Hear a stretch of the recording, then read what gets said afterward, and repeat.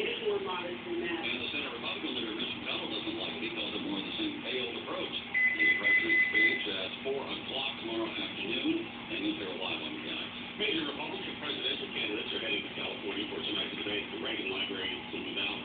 Many Americans will be the first chance to hear from Texas Governor Rick Perry. CBS News political consultant Jay Crawford says Perry is likely to continue this assault on Mitt Romney.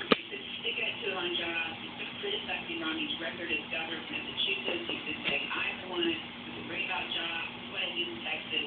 So I think it's going to be really interesting tonight to see how hard he goes at Romney. And then, of course, if Romney pushes back. The debate begins at 5 o'clock. We'll keep coverage on candidates. General Ray Odierno has been officially sworn in as the new chief of staff of the Army.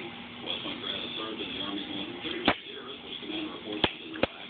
He replaces General Martin Dempsey, who will become the chairman of Joint Chiefs. Admiral Mike Mullen retires at the end of the month. Well, look at Tommy Jackson.